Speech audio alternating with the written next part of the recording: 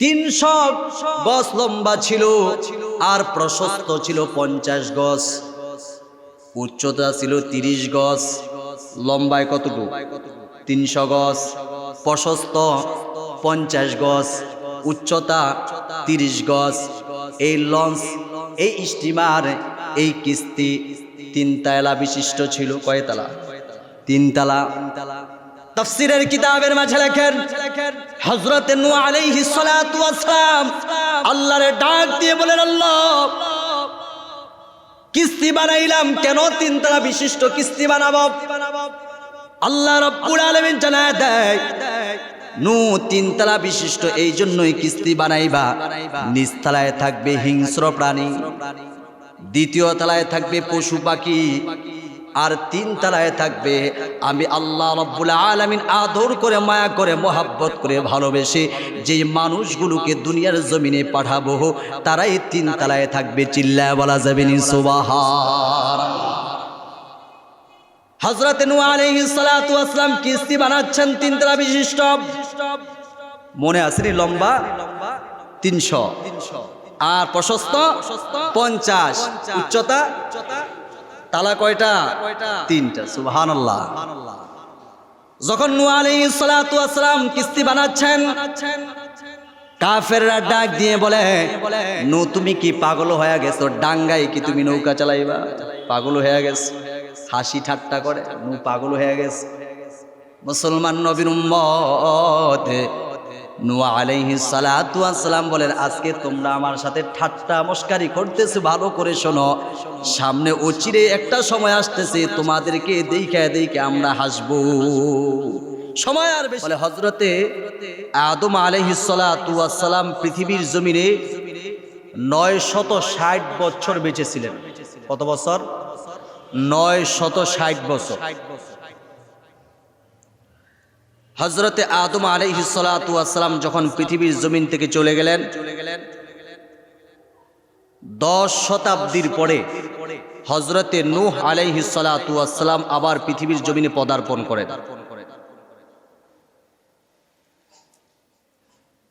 নূহ আলাইহিস সালাতু ওয়াস সালাম ও পৃথিবীর জমিনে 900 বা 950 বছর উনি পৃথিবীর জমিনে বেঁচে ছিলেন। তো যেই কথাটা বলতেছিলাম, হযরতে আদম আলাইহিস সালাতু ওয়াস সালামের জমানায় এত বেশি মানুষ ছিল না। আল্লাহ রাব্বুল আলামিন জোড়ায় জোড়ায় সন্তান দান করতেন, কারণ পৃথিবীতে তো মানুষ বিস্তার লাভ করতে হবে, এই জন্য জোড়ায় জোড়ায় সন্তান দান করতেন। তো আদম আলাইহিস সালাতু ওয়াস সালামের জমানায় মানুষ শিরিক করতো না, বেদাত ছিল না, কুফরি ছিল না। মানুষ সবাই এক জাতি সত্তারে ইবাদত করত।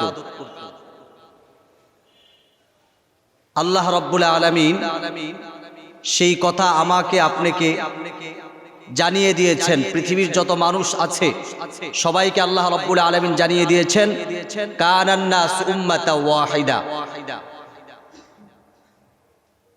তখন পৃথিবীর সমস্ত মানুষ এক জাতি সত্তার অন্তর্ভুক্ত ছিল, অর্থাৎ আল্লাহর ইবাদত করত, তারা শিরিক করত না, তারা কুফরি করত না, শুধু একমাত্র কেবলমাত্র কার ইবাদত করত? আল্লাহর ইবাদত। আল্লাহ বলছেন কানান নাসু উম্মাতাও ওয়াহিদা। এই যে এখন দেখতেছেন আমাদের সমাজে শিরিক আছে না নাই?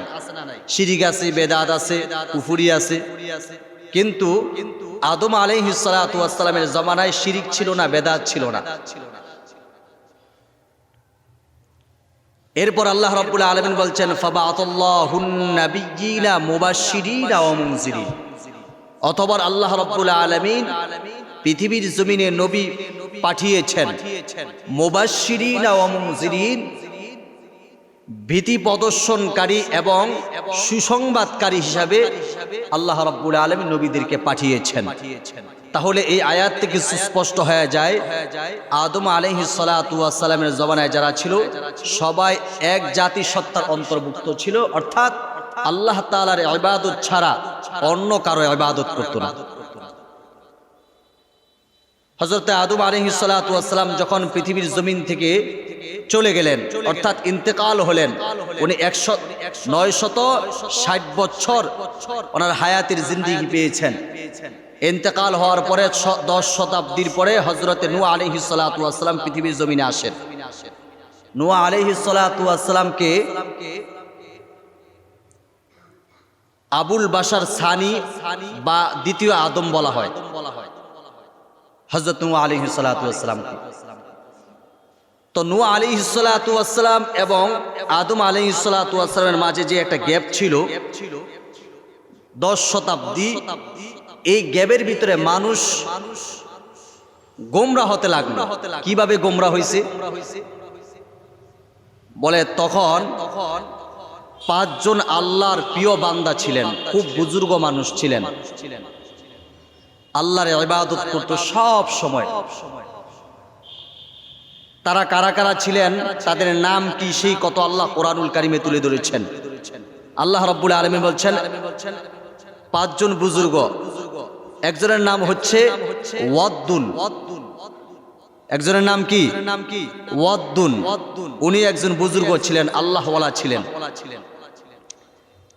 আরেকজনের নাম ছিল সুআউন, উনি একজন বুজুর্গ মানুষ ছিলেন। আরেকজনের নাম ছিল ইয়াগুস, উনি একজন বুজুর্গ ছিলেন। আরেকজনের নাম ছিল ইয়াউক, উনি একজন বুজুর্গ ছিলেন। 5 নম্বর যে বুজুর্গ, ওনার নাম ছিল নাসরুন, উনি একজন বুজুর্গ ছিলেন। মোট এই 5 জন আল্লাহওয়ালা বুজুর্গ মানুষ ছিলেন। আমাদের সমাজে আল্লাহওয়ালা আছে না, বুজুর্গ মানুষ আছে না? ওমান এই 5 জনও আল্লাহওয়ালা ছিল, বুজুর্গ ছিল। সম্মানিত ভাইয়ের আমার, দেখেন শয়তান তাদেরকে কিভাবে কুফরিতে লিপ্ত করেছে, একটু ভালো করে শোনেন। এই 5 জন আল্লাহওয়ালা বুজুর্গ মানুষ যখন মারা গেলেন,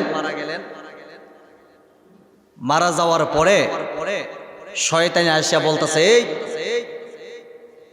উমুক এলাকায় এত বড় বুজুর্গ ছিল, উমুক এলাকায় এত বুজুর্গ ছিল, তোমরা তো তাদের মতো হইতে পারলা না, তাদের মতো ইবাদত করতে পারো না। তো মানুষগুলো বলতেছে, তো আমরা তাদের মতো কিভাবে হব? শয়তান বলতেছে, শোনো, তাদের মতো হতে হলে তোমাদের একটা কাজ করতে হবে। কি করতে হবে?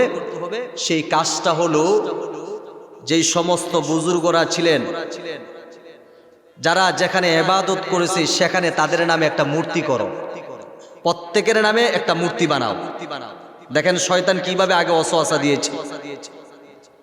বলতেছে তাদের মতো হতে হলে তাদের মূর্তি বানাইবা, মূর্তি, তাদের মূর্তিকে সামনে রেখে তোমরা ইবাদত করবা, তাদের উসিলায় আল্লাহর কাছে চাইবা, আল্লাহ তোমাদেরকে সব দিবে। তো তারা সবাই তাদের নামে মূর্তি বানাইল। শয়তান কিন্তু প্রথমে ওয়াসওয়াসা দেয় নাই যে তাদের সামনে সিজদা করো, প্রথম বলছে তোমরা মূর্তি বানাও। যখন মূর্তি বানাইলো, এই প্রজন্ম যখন শেষ হয়ে গেল, পরবর্তী প্রজন্ম যখন আসলো, তাদের নাতিপুতিরা, তখন শয়তান বলল, এই ওই যে এলাকায় দেখছো না একজন বড় বুজুর্গ, ওনার মূর্তি আছে, ওনার মতো হতে চাও? ও হ্যাঁ, ওনার মতো হতে চাই। যদি ওনার মতো হতে চাও তাহলে কাজ করতে হবে তোমাদের একটা, তোমাদের বাপদাদা তো তাদের মতো হতে পারে নাই, তোমাদের বাপদাদা শুধু তাদের সুরুতু বানাইছে, মূর্তি বানাইছে, তাদের সামনে সিজদা করে নাই। তোমরা যদি তাদের মতো হতে চাও তাহলে এই মূর্তির সামনে তোমরা সিজদা করো। জোরে করে নাউজুবিল্লাহ। এই যে দেখেন শয়তান কিভাবে ওয়াসওয়াসা দিয়েছে। প্রথম কিন্তু আল্লাহ ওয়ালাদের মূর্তি বানাইছিল, নেক্সট শুরুতে ধোঁকা দিচ্ছে। এই যে মূর্তির প্রচলন দিয়ে শুরু হয়েছে, এখনো আছে না নাই? এখনো আছে না নাই? এই মূর্তি কিন্তু হযরত নূহ আলাইহিস সালাতু ওয়াস সালামের জমানা থেকে শুরু হয়েছে। সম্মানিত ভাইয়েরা আমার, তখন তারা শিরিক শুরু করে দিল, মূর্তির সামনে তারা সিজদা শুরু করে দিল, মাজার বানাইছে, মাজারের সামনে ছবি টানায় রাখছে, এইভাবে তারা সেখানে সিজদা শুরু করে দিল। হযরতে নূহ আলাইহিস সালাতু ওয়াস সালামকে আল্লাহ রাব্বুল আলামিন পৃথিবীর জমিনে পাঠিয়ে দিলেন। দেখতেছেন মানুষ আস্তে আস্তে শিরকে লিপ্ত হয়ে যাচ্ছে। শিরিক মুক্ত ইবাদত কিভাবে শিখাবেন? এজন্য হযরত নূহ আলাইহিস সালাতু ওয়াস সালাম আদম আলাইহিস সালাতু ওয়াস সালামের 10 শতাব্দীর পরে উনি পৃথিবীর জমিনে আসলেন। আল্লাহ রাব্বুল আলামিন হযরত নূহ আলাইহিস সালাতু ওয়াস সালামকে বললেন, নূহ তুমি তোমার সম্প্রদায়ের কাছে যাও, যারা শিরিক করে বেদাত করে, যারা কুফরিতে লিপ্ত, তাদেরকে তুমি তাওহীদের দাওয়াত তাদের কান পর্যন্ত পৌঁছায় দেন। আল্লাহ রাব্বুল আলামিন সেই কথা সূরা নূহ বলছেন, বিসমিল্লাহির রহমানির রহিম, ইন্না আরসালনা নূহান ইলা কওমিহি আন আনযির কওমাকা মিন ক্বাবলি আন ইয়াতিয়াহুম আযাবুন আলীম। দয়াময় আল্লাহ রাব্বুল আলামিন হযরতে নূহ আলাইহিস সালাতু ওয়াস সালামকে তার সম্প্রদায়ের কাছে, তার কওমের কাছে, তার জাতির কাছে পাঠিয়ে দিলেন। আন আনযির কওমাকা মিন ক্বাবলি আন ইয়াতিয়াহুম আযাবুন আলীম, আল্লাহর মর্মান্তিক আযাব আসার পূর্বে সতর্ক করার জন্য হযরতে নূহ আলাইহিস সালাতু ওয়াস সালাম তার সম্প্রদায়ের কাছে গিয়ে বললেন, قال يا قوم إني لكم نذير مبين, হে আমার সম্প্রদায়ের লোক, তোমাদের মাঝে আমি এসেছি সুস্পষ্ট ভীতি প্রদর্শনকারী হিসাবে। আল্লাহর আযাব আসার পূর্বেই তোমরা সতর্ক হয়ে যাও। নূহ আলাইহিস সালাতু ওয়াস সালাম বললেন, আন ইবুদুল্লাহা ওয়াত্তাকুহু ওয়া আতিউন, তোমরা আল্লাহর ইবাদত করো, অন্তরে তাকওয়া পয়দা করো, ওয়া আতিউন, আমি নূহ নবীর অনুসরণ করো, অনুকরণ করো। হযরতে নূহ আলাইহিস সালাতু ওয়াস সালাম আল্লাহর আদেশে তার কওমের কাছে, তার জাতির কাছে যখন এসে এই দাওয়াত দিচ্ছেন, তখন এই দাওয়াত শোনার পরে তাদের কি অবস্থা হয়েছে শুনেন। হযরতে নূহ আলাইহিস সালাতু ওয়াস সালাম দাওয়াত দিতে লাগলেন, তাবলীগ করতেছেন। মানুষের হাতে ধরে পায়ে পড়ে মানুষগুলোকে বুঝাচ্ছে, কোনোভাবেই তারা বুঝে না। হযরতে নূহ আলাইহিস সালাতু ওয়াস সালাম 1 বছর না, 2 বছর না, 3 বছর না, 4 বছর না, 5 বছর না, 6 বছর না, হযরতে নূহ আলাইহিস সালাতু ওয়াস সালাম প্রায় 900 অথবা 950 বছর এই দাওয়াত দিয়েছেন। কিন্তু আশ্চর্য হবেন, এই 950 বছর দাওয়াত দেওয়ার পর মাত্র 40 জোড়া মানুষ কালিমা পড়ে মুসলমান হয়েছে। কয় শত বছর? 950 বছর দাওয়াত দিয়েছেন, 1 বছর না 2 বছর। আমি আপনি কি 950 বছর বাসমুনি? 950 বছর দাওয়াত দিয়েছে, মাত্র 40 জোড়া। 40 জোড়া কতজন হয়? 80 জন না নাকি? তো 80 জন মাত্র কালিমা পড়ে মুসলমান হয়েছে। 950 বছর। আল্লাহ। হযরতে নূহ আলাইহিস সালাতু ওয়াস সালাম অধৈর্য হলেন না। আল্লাহ রাব্বুল আলামিন বলেন, তোমার কাজ হলো তাদের কাছে দ্বীনের দাওয়াত পৌঁছে দেওয়া। হেদায়েতের মালিক আমি আল্লাহ। নূহ পয়গম্বর দাওয়াতের কাজ করতেছে মুসলমান। তারপরে অধৈর্য হয় না।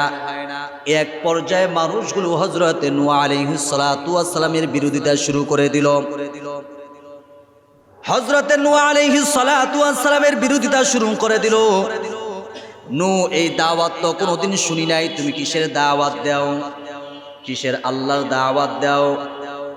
হযরত নূহ আলাইহিস সালাতু ওয়াস সালামের বিরোধিতা শুরু করে দিল মুসলমান ভাইয়ের আমার। কিন্তু তারপর নূহ আলাইহিস সালাতু ওয়াস সালাম এই দাওয়াতের কাজ বিরত রাখলেন না। উনি ওনার মিশন চালিয়ে যাচ্ছে, উনি ওনার কাজ বন্ধ রাখলেন না, উনি ওনার দাওয়াত দিতে লাগলেন। মানুষ তারপরও দেখা যায় কালিমা পড়তে রাজি হয় নাই। সম্মানিত ভাইয়ের আমার, এখন চিন্তা করেন 950 বছর দাওয়াত দিলে একটা মানুষের কাছে কতবার গিয়েছেন? হাতে ধরেছেন, পায়ে পড়েছেন, কত বুঝাইছেন, তারপরও কিন্তু তারা মুসলমান হয় না, ঈমান আনে নাই। হযরতে নূহ আলাইহিস সালাতু ওয়াস সালাম আল্লাহর কাছে বলেন, ক্বালা রাব্বি ইন্নী দাউতু কওমি লাইলান ওয়া নাহারা। ও আসমানের মালিক আল্লাহ, আমি তাদের কাছে দিবা রাত্রি আমি দাওয়াত পৌঁছেছি। ফালাম ইয়াজিদহুম দুআই ইল্লা ফিরারা। ফলে তারা আমাকে দেখলেই দূরে সইরা যাইতো, পালায়ন করতো, ভাগতো। আমি যেই রাস্তা দিয়া যাইতাম ওই রাস্তা দিয়া যখন তারা আমাকে দেখতো ওই রাস্তা থেকে তারা অনেক দূরে সরে যাইতো। এখনো দেখবেন তবলিগের দাওয়াত যখন আমাদের কাছে আসে আমরা কিন্তু অনেকেই পালাই, আছে না নাই? দেখবেন শাস্ত্রলে যখন যায়, শাস্ত্রলে বৈশা থাকে, যখন দাওয়াত নিয়ে যায় তখন কিন্তু অনেকেই দেখা যায় দেখে আস্তে আস্তে পলাই যায়, আছে না নাই? হযরতে নূহ আলাইহিস সালাতু ওয়াস সালাম দিবা রাত্রি তাদের কাছে দাওয়াত পৌঁছাইতেছেন, কিন্তু নূহ আলাইহিস সালাতু ওয়াস সালামকে দেখলে এরা পালাইত।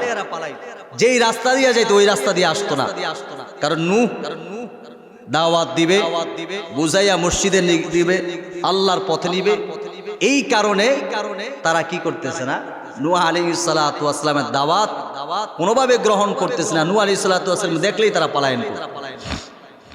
শুধু তাই নাই, নূহ আলাইহিস সালাতু ওয়াস সালাম বললেন, ওয়া ইন্নী কুল্লামা দাআউতুহুম লিতাগফিরা লাহুম জাআলু আসাবিআহুম ফি আযানিহিম ওয়াস্তাগশাউ থিয়াবাহুম ওয়া আসররু ওয়াস্তাকবারু ইস্তিকবারা। নূহ আলাইহিস সালাতু ওয়াস সালাম বলেন, আল্লাহ এখানে সমাপ্ত না। আমি তাদের কাছে যাইতাম কষ্ট করে, যাতে করে তাদেরকে তুমি ক্ষমা করে দাও। তারা যাই কিছু করেছে, শিরিক করেছে, বেদাত করেছে, আমি তাদের কাছে দ্বীনে দাওয়াত নিয়ে যাইতাম যাতে করে তাদেরকে যেন মাফ করে দাও। কিন্তু এই লোকগুলো কি করতো, আমাকে দেখেই যতবার তাদের কাছে যাইতাম ততবারই তাদের আঙ্গুলগুলো এই কানের ভিতরে ঢুকায় রাখতো, যাতে করে আমার এই দাওয়াতের মিশন তাদের কানে না পৌঁছায়। শুধু তাই নাই, কানের ভিতরে তো আঙ্গুল ঢুকাইতেই পাশাপাশি তাদের চেহারাটা ঢাইকা রাখতো। তারা আমার সাথে রাগ করতো, গুসা করতো, বকাঝকা করতো। মুসলমান ভাইয়ার, আবার আশ্চর্যের বিষয়, হযরতে নূহ আলাইহিস সালাতু ওয়াস সালামকে আল্লাহ কি ধৈর্য দান করেছেন, তারপরও কোনোদিন উনি অতিষ্ঠ হয় নাই। জাতির জন্য, কওমের জন্য দোয়া করেছেন, আল্লাহ তারা বুঝে না, তাদেরকে তুমি মাফ করে দেন, হেদায়েত দিয়া দেন। নূহ আলাইহিস সালাতু ওয়াস সালাম দোয়া করতেন।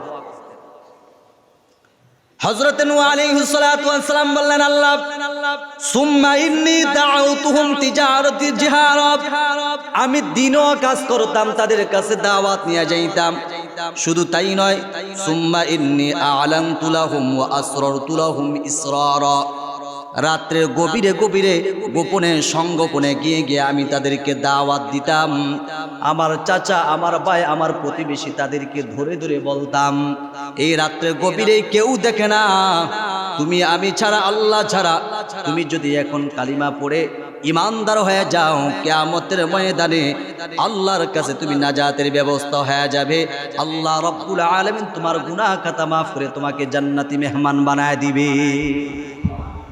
গোপনে গোপনে দাওয়াত দিয়েছেন, প্রকাশ্য তো দিয়েছেন।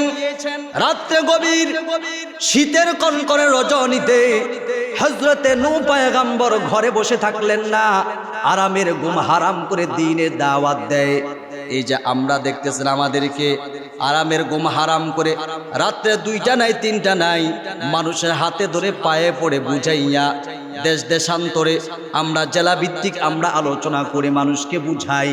এই নূহ আলাইহিস সালাতু ওয়াস সালাম এই আয়াত থেকে শিক্ষণীয় মুসলমান ভাইয়ার আমার, উলামায়ে কেরাম যারা আলোচনা করে, ওরে মুসলমান, কোরআন থেকে আল্লাহর রাসূল বলে, ইন্না মিনাল বায়ানি লাসিহরন, বয়ানের মধ্যে জাদু আছে। অনেক উলামায়ে কেরামের বয়ান শুনে অনেক বেঈমান কালিমা পড়ে মুসলমান হয়ে গেছে, এমন ইতিহাস বাংলার জমিনে আছে না নাই?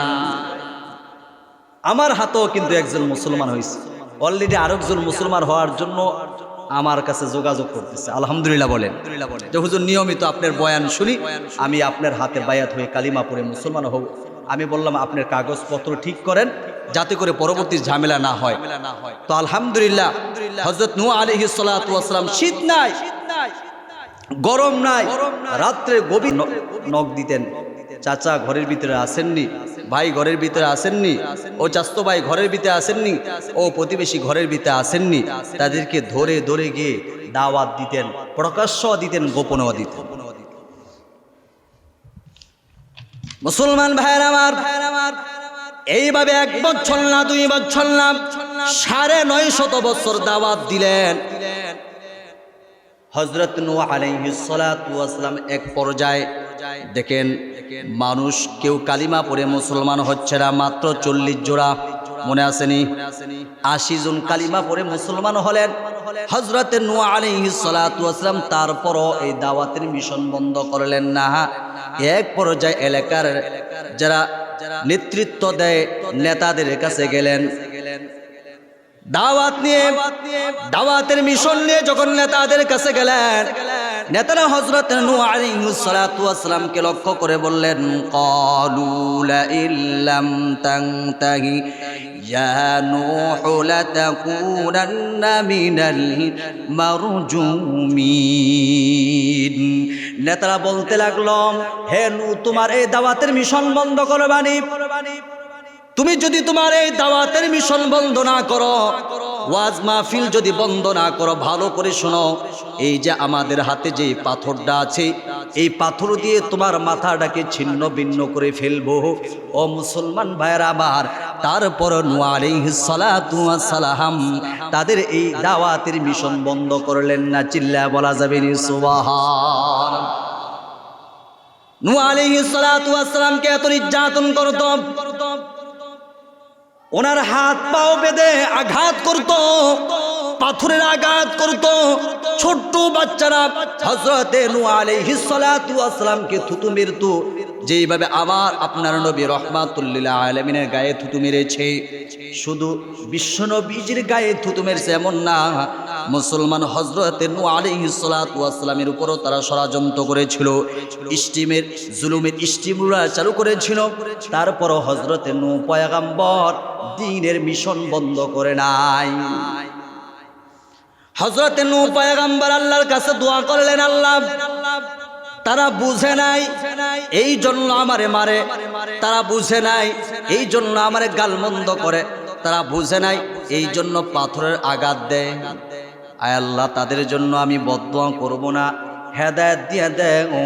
মুসলমান ভাইয়েরা আমার, এইভাবে 1 বছর না 2 বছর না 950 বছর দাওয়াত দেওয়ার পর, আমি আপনি 1 দিন 2 দিন 3 দিন দাওয়াত দেওয়ার পর যদি একজন মানুষ আমার আপনার বিরোধিতা করে, তাহলে কিন্তু তারে সাইজ করে লাই। কথা বলেন ঠিক কিনা?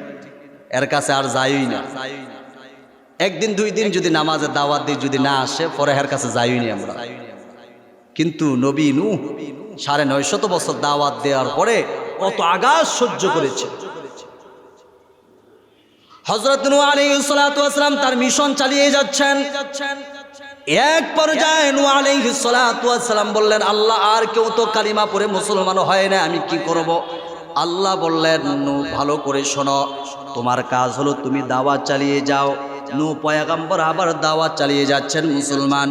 এক পর্যায়ে নূহ আলাইহিস সালাতু ওয়াস সালাম অতিষ্ঠ হয়ে গেলেন, আল্লাহ, এখন তো আর কেউ কালিমা পড়ে মুসলমান হয় নাই, সবাই আমার বিরোধিতা করতেছে, আমার প্রতিবেশী, আমার ভাই বারাদার, আমার আত্মীয় স্বজন, এমনকি আমার সন্তান আমার শত্রু হয়ে গেছে। নূহ আলাইহিস সালাতু ওয়াস সালামের সন্তান ওনার শত্রু হয়ে গেছে। আল্লাহ রাব্বুল আলামিন ডাক দিয়ে বলেন, ওয়া উহিয়া ইলা নূহ আন্নাহু লান ইউমিনা মিন কওমিকা ইল্লা মান ক্বাদ আমানা ফালা তাবতাইস বিমা কানু ইয়াফআলুন। আল্লাহ চূড়ান্ত ফয়সালা করে দিলেন, জানিয়ে দিলেন, নূহ, এখন আর কেউ কালিমা পড়ে মুসলমান হবে না। যারা কালিমা পড়ে মুসলমান হয়েছে, ঈমান এনেছে, তারা ব্যতীত আর কেউ এখন আর কালিমা পড়বে না। অতএব তাদের কথায় আপনি কোনো কষ্ট পায়েন না। আল্লাহ বলে দিলেন, এখন যতই দাওয়াত দেন আর কেউ কালিমা পড়বে না, ঈমান আনবে না, কারণ হেদায়েতের রাস্তাটা আমি আল্লাহ বন্ধ করে দিয়েছি। হযরত নূহ আলাইহিস সালাতু ওয়াস সালাম বললেন, আল্লাহ তাহলে এখন কি করব? আল্লাহ রাব্বুল আলামিনের কাছে হযরত নূহ আলাইহিস সালাতু ওয়াস সালাম বললেন, আল্লাহ তাহলে তুমি এখন যারা কাফের আছে তাদেরকে তুমি ধ্বংস করে দাও। আল্লাহ রাব্বুল আলামিন বললেন, নূহ তুমি যেহেতু দোয়া করছো, আমি আল্লাহ রাব্বুল আলামিন তোমার দোয়া মঞ্জুর করে নিলাম। হযরত নূহ আলাইহিস সালাতু ওয়াস সালাম কাফেরদের বিরুদ্ধে দোয়া করলেন দুই হাত তুলে। ক্বালা নূহুর রাব্বি লা তাযরা আলাল আরদি মিনাল কাফিরিনা দাইয়ারা ইন্নাকা ইন তাযরহুম ইউদিল্লু ইবাদাকা ওয়া লা ইয়ালিদু ইল্লা ফাজিরুন কাফফারা। আল্লাহ দুনিয়ার জমিনে যতগুলো কাফের আছে একজনকেও ছাড়বেন না।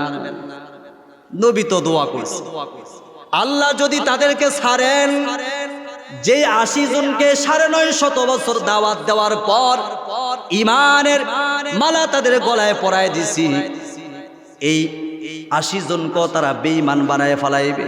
শুধু তাই নয়, তাদের প্রজন্ম যারা আসবে, তাদের থেকে যারা সন্তান আসবে সবাই কাফের হবে, তাদের মতো খারাপ চরিত্র হবে, কাফের হবে, বদমাশ হবে। অতএব পৃথিবীর জমিনে যত কাফের আছে সব কাফেরকে আপনি মেরে ফেলবেন, ধ্বংস করে দিবেন। নবী যখন দোয়া করলেন, আল্লাহ রাব্বুল আলামিন হযরত নূহ আলাইহিস সালাতু ওয়াস সালামের হাতটা ফিরাইয়া দিলেন না। আল্লাহ রাব্বুল আলামিন হযরত নূহ আলাইহিস সালাতু ওয়াস সালামের দোয়া কবুল করে নিলেন। এখন আল্লাহ রাব্বুল আলামিন হযরত নূহ আলাইহিস সালাতু ওয়াস সালামকে বললেন, নূহ তুমি যেহেতু দোয়া করেছো কাফেরদের বিরুদ্ধে, ঠিক আছে আমি তোমার দোয়া কবুল করলাম, তাহলে এখন কি করতে হবে? আল্লাহ রাব্বুল আলামিন বলেন, মহাপ্লাবন আসবে, এর আগে তোমার একটা কাজ করতে হবে। কি কাজ? ওয়াসনাইল ফুলকা বিআয়ুনিনা, তোমার একটা কিস্তি তৈরি করতে হবে, কিস্তি নৌকা তৈরি করতে হবে। এখন নৌকা নাকি, এই নৌকা নাকি আমাদের নূহ আলাইহিস সালাতু ওয়াস সালামের নৌকা, বুঝেন নাই মনে হয় নাকি? একজন তো বলছে যে এখন যে নৌকা আছে এই নৌকা নাকি নূহ আলাইহিস সালামের নৌকা। যাক, হযরত নূহ আলাইহিস সালাতু ওয়াস সালাম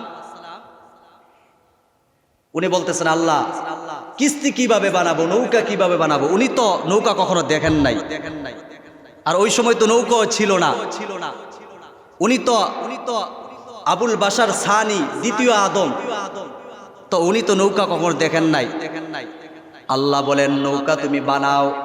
হযরতে নূহ আলাইহিস সালাতু ওয়াস সালাম বললেন, আল্লাহ কি দিয়া নৌকা বানাবো? কয় শাল গাছ দিয়া। কয় আল্লাহ শাল গাছ কই পাবো? হযরত নূহ আলাইহিস সালাতু ওয়াস সালাম সারা দুনিয়াটা ঘুরলেন, কোথাও শাল কাঠ পায় না, শাল গাছও পায় না। বয় আল্লাহ, শাল গাছ তো পাই না, কি দিয়ে আমি নৌকা বানাবো, কিস্তি বানাবো? আল্লাহ রাব্বুল আলামিন হযরতে জিবরাইল আমিনের মাধ্যমে শাল গাছের চারা বীজ দুনিয়ার জমিনে পাঠিয়ে দিলেন। এই শাল গাছ দিয়ে শুরু হয়েছে হযরতে নূহ আলাইহিস সালাতু ওয়াস সালামের জমানা থেকে একটা ইতিহাস। হযরতে জিবরাইল আমিন শাল গাছের চারা নিয়ে আসলেন, বপন করলেন। 1 বছর না 2 বছর না, অনেকটা রেওয়ায়ত পাওয়া যায়, তবে এই রেওয়ায়তটা আমার কাছে শুদ্ধ বেশি। 20 বছর শাল গাছের জন্য অপেক্ষা করলেন। কয় বছর? 20 বছর। চারাটা যখন বড় হইলেন, গাছ হইলেন, কাঠ হইলেন, মোটামুটি একটা কাঠ হওয়ার উপযুক্ত হলো, তখন এটারে কাটলেন। কাটার পর এই কাঠ বানাইলেন। এখন নৌকা কিভাবে তৈরি করবেন এটা তো জানে না। নূহ আলাইহিস সালাতু ওয়াস সালাম বললেন, আল্লাহ কেমনে কিস্তি বানাবো? শাল গাছ কাটলাম, কাইটা তক্ত বানাইলাম, এখন কিভাবে নৌকা বানাবো? আল্লাহ রাব্বুল আলামিন ইঞ্জিনিয়ার হিসেবে হযরতে জিবরাইল আমিনকে পাঠিয়ে দেয়। সুবহানাল্লাহ। আল্লাহ বলেন, ওয়াসনাইল ফুলকা বিআয়ুনিনা, আমার তত্ত্বাবধানে নৌকা বানাও। মুসলমান ভাইয়ের আমার, হযরতে জিবরাইল আমিন বলে দিচ্ছেন ইঞ্জিনিয়ারকে, কথা বুঝে না, ইঞ্জিনিয়ারকে, জিবরাইল ইঞ্জিনিয়ারকে, মিস্ত্রিকে নূহ আলাইহিস সালাম, ইঞ্জিনিয়ারকে হযরতে জিবরাইল, আর মিস্ত্রি হলেন হযরতে নূহ আলাইহিস সালাতু ওয়াস সালাম। বানানো শুরু করলেন। মুসলমান ভাইয়ের আমার, এই কিস্তিটা লম্বা এত ছিল, 300 গজ লম্বা ছিল আর প্রশস্ত ছিল 50 গজ, উচ্চতা ছিল 30 গজ। লম্বায় কতটুকু? 300 গজ, প্রশস্ত 50 গজ, উচ্চতা 30 গজ। এই লঞ্চ, এই স্টিমার, এই কিস্তি 3 তলা বিশিষ্ট ছিল। কয় তলা? 3 তলা। তাফসীরের কিতাবের মাঝে লেখেন হযরত নূহ আলাইহিস সালাতু ওয়াস সালাম আল্লাহর ডাক দিয়ে বলেন, আল্লাহ কিস্তি বানাইলাম কেন? 3 তলা বিশিষ্ট কিস্তি বানাবো। আল্লাহ রাব্বুল আলামিন জানায় দেয়, নূহ 3 তলা বিশিষ্ট এই জন্যই কিস্তি বানাইবা, নিচ তলায় থাকবে হিংস্র প্রাণী, দ্বিতীয় তলায় থাকবে পশু পাখি, আর 3 তলায় থাকবে আমি আল্লাহ রাব্বুল আলামিন আদর করে, মায়া করে, মোহাব্বত করে, ভালোবেসে যে মানুষগুলোকে দুনিয়ার জমিনে পাঠাবো তারাই 3 তলায় থাকবে। চিল্লায় বলা যাবে নি সুবহানাল্লাহ। হযরত নূহ আলাইহিস সালাতু ওয়াস সালাম কিস্তি বানাচ্ছেন 3 তলা বিশিষ্ট। মনে আছে নি? লম্বা 300 আর প্রশস্ত 50, উচ্চতা তালা কয়টা? 3টা। সুবহানাল্লাহ। যখন নূহ আলাইহিস সালাতু ওয়াস সালাম কিস্তি বানাচ্ছেন, কাফেররা ডাক দিয়ে বলে, নূহ তুমি কি পাগল হয়ে গেছো? ডাঙ্গায় কি তুমি নৌকা চালাইবা? পাগল হয়ে গেছো। হাসি ঠাট্টা করে, নূহ পাগল হয়ে গেছে। মুসলমান নবীর উম্মত নূহ আলাইহিস সালাতু ওয়াস সালাম বলেন, আজকে তোমরা আমার সাথে ঠাট্টা মস্কারি করতেছো, ভালো করে শোনো, সামনে অচিরে একটা সময় আসতেছে তোমাদেরকে দেখে আমরা হাসবো। সময় আর বেশি না। নূহ আলাইহিস সালাতু ওয়াস সালাম তাদেরকে জানায়। মুসলমান ভাইয়েরা আমার, অনেক লম্বা ইতিহাস, সংক্ষিপ্ত বলছি। নূহ আলাইহিস সালাতু ওয়াস সালাম বলে, আল্লাহ কিস্তি বানানো কমপ্লিট, এখন কি হবে? বলে মহাপ্লাবন আসবে, বন্যা হবে। বন্যা কয় কোথা থেকে আসবে? তোমার স্ত্রী যেখানে রান্নায় চুলা বসাইবে পাশের থেকে জমিন ফেটে পানি বের হতে থাকবে। মুসলমান ভাইয়ার আমার, এই চুলা ছিল হযরতে আদম আলাইহিস সালাতু ওয়াস সালাম, আমাদের মা হাওয়া আলাইহিস সালাতু ওয়াস সালামের চুলা। সুবহানাল্লাহ। পর্যায় করবে হযরতে নূহ আলাইহিস সালাতু ওয়াস সালাম স্ত্রীর কাছে আসে। আমাদের মা হাওয়া আলাইহিস সালাতু ওয়াস সালামের এই চুলা ছিল। মুসলমান ভাইয়ের আমার, বন্ধুরা আমার, হযরতে নূহ আলাইহিস সালাতু ওয়াস সালাম স্ত্রী যখন রান্না করতে বসলেন, তাকায় দেখেন জমিন ফেটে পানি বের হচ্ছে। নূহ আলাইহিস সালাতু ওয়াস সালামের কাছে এই সংবাদটা পৌঁছায় দিল আল্লাহর নবী হযরতে নূহ আলাইহিস সালাতু ওয়াস সালাম। আল্লাহর কাছে বললেন, আল্লাহ পানি তো বের হচ্ছে। বলে তাড়াতাড়ি তোমার সাথী সঙ্গী যারা আছে সবাইকে জোড়ায় জোড়ায় ওঠাও। সুবহানাল্লাহ। জোড়ায় জোড়ায় ওঠাও। ওই নিচতলায় থাকবে হিংস্র প্রাণী, দোতলায় থাকবে পশু পাখি, উপরে মানুষ থাকবে। মুসলমান সবাইকে ডাকলেন, কেউ আসলেন না। আল্লাহকে ডাক দিয়ে বলে, আল্লাহ কেউ তো আসে না, কয় একটু অপেক্ষা করো। হযরতে নূহ আলাইহিস সালাতু ওয়াস সালাম একটু অপেক্ষা করতেছেন। তাকায় দেখেন একটা পিঁপড়া আসতেছে। পিঁপড়া বড় পানি না ছোট পানি? একেবারে ছোট। কি বলেন? ছোট না? পিঁপড়া আসতেছে, কয় তারে উঠাও। হযরতে নূহ আলাইহিস সালাতু ওয়াস সালাম ডাক দিয়ে কয়, আল্লাহ পিঁপড়ার উঠাইলাম। কয় জোড়ায় জোড়া উঠাও, তার স্বামীরে উঠাও। কয় আল্লাহ মানুষের ভিতরে কে পুরুষ কে নারী তারে চিনতে পারবে, কিন্তু পশু পাখির ভিতরে কে পুরুষ কে নারী আমি কেমনে চিনি? কয় টেনশন না, আমি তো আছি। কয় তুমি 2টা হাত এইভাবে প্রসারিত করো, যদি বাম হাত দিয়া যেই পাখিটা বা পশু পাখিটা যেটা আসবে মনে করবা এইটা হলো নারী, আর ডান পাশ দিয়ে যেটা আসবে এটা হলো পুরুষ। সুবহানাল্লাহ বলুন। হযরতে নূহ আলাইহিস সালাতু ওয়াস সালাম এই 2টা হাত প্রসারিত করে দিলেন। একের পর এক জোড়ায় জোড়ায় উঠতেছেন। সর্বপ্রথম পিঁপড়া উঠলেন, এরপর মুসলমান সুতার মতন পেঁচায় পেঁচায় একটা প্রাণী উঠতেছে। এই প্রাণীটার নাম কি বলতে পারবেন? সাপ। প্রাণীটার নাম কি? হযরতে নূহ আলাইহিস সালাতু ওয়াস সালাম সাপ দেখে ভয় পায়া গেছেন। আল্লাহ এটা তো বিষাক্ত সাপ, এই সাপরে উঠায়েন না। এই সাপ উঠলে তো একেবারে সবাই রে শেষ করে লেগে কয় আমি আল্লাহ রব্বুল আলামিন যদি এই সাপকে না উঠাই তাহলে পৃথিবীর জমিনে সাপের বিস্তার কিভাবে হবে। আল্লাহ রব্বুল আলামিন অনুমোদন দিলেন সাপকে উঠাও, তবে এই সাপ যতক্ষণ পর্যন্ত থাকবে তার বিষ আমি আল্লাহ রব্বুল আলামিন তুলে নিয়ে গেলাম।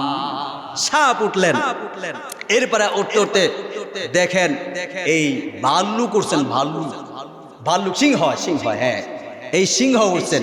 এইটা দেখে আদম নূহ আলাইহিস সালাম আরো ভয় পেয়ে গেছেন, আল্লাহ এইটার ওঠেন না, এইটা যদি উঠে একেবারে সব পিঠে খাইয়া ফেলাইবে। কয় তুমি টেনশন করিও না, তার মাথায় হাত দাও। হাত দিয়া দেখে মাথাটা এমন গরম। আল্লাহ বলেন আমি তার মাথাটাকে গরম বানায় দিছি, জ্বর বানায় দিছি, একেবারে শরীরটা দুর্বল বানায় দিছি। এই জ্বর শুরু হয়েছে কিন্তু এই প্রাণী থেকে, সিংহ থেকে এই জ্বর শুরু হয়েছে। এটা নতুন কিছু না, এই সিংহ থেকে আসছে। তো এই প্রাণীটা যখন উঠছে তখন তো জ্বর একেবারে দুর্বল, আর কি কামড় দিব, কামড় দেওয়ার আঘাত করার কোনো সুযোগ নেই। শেষ পর্যন্ত একটা প্রাণী উঠছেন, এই প্রাণীটার নাম হলো গাদা। এটার নাম কি? গাদা। গাদায় অর্ধেক উঠছেন আর অর্ধেক নিচে। নূহ আলাইহিস সালাম বলতেছে ওঠ তাড়াতাড়ি, ওঠো তাড়াতাড়ি ওঠো, পানি আসতেছে দেখতেছ না। গাদায় কয় নবী আমি কেমনে উঠবো, আমি তো উঠতে পারতেছি না, একটু নিচের দিকে তাকান। নিচের দিকে তাকায় দেখে গাদার যে লেজ আছে না, গাদার লেজে ইবলিশ ধরে রাখছে। কে ধরে রাখছে? ইবলিশ ধরে রাখছে। এত প্রাণী থাকার পরও কুত্তারও তো লেজ আছে, বিড়ালেরও লেজ আছে, গরুরও লেজ আছে, এগুলো ধরে না, ধরছে গাদার লেজে। আল্লাহরে বলে আল্লাহ ও আল্লাহ, শয়তান তো গাদার লেজে ধরছে, এখন কি করবো আমি? কয় হ্যাঁ লয়ে লো, কারণ আমি তো তার সাথে ওয়াদাবদ্ধ, তারে আমি কিয়ামত পর্যন্ত হায়াত দিব। যদি আমি এই ওয়াদা ভঙ্গ করি তাহলে তো এটা আর আল্লাহ শুভা পায় না। ইন্না ওয়াদাল্লাহি হক, আমি আল্লাহ যত ওয়াদা করব একটা ওয়াদাও মিস হবে না। সুবহানাল্লাহ। হ্যাঁ নিয়ে নাও, হ্যাঁ কিয়ামত পর্যন্ত আমি হায়াত তো বাড়াই দিছি। তো এই শয়তান কেন গাদার লেজে ধরছে? বলে এই যারা ইসলামের বিরোধিতা করবে, যারা কোরআনের বিরোধিতা করবে, তারাও গাদার মতো। কি বলেন আপনারা? তারাও গাদার মতো, কারণ শয়তানের চক্রান্ত পরেই তো তারা ইসলামের বিরোধিতা করেছে। আর যারা ইসলামের বিরোধিতা করে তাদেরকে আমরা ভালো মানুষ বলি নাকি গাদা বলি? এই জন্য শয়তান গাদার লেজে ধরছে। যাক, অনেক লম্বা ইতিহাস, বলতে গেলে অনেক সময় লেগে যাবে। আলহামদুলিল্লাহ 2 মিনিট বেশি হয়ে গেছে। আল্লাহ রাব্বুল আলামিন আমাদের সকলকে হযরত নূহ আলাইহিস সালাতু ওয়াস সালাম এই জীবন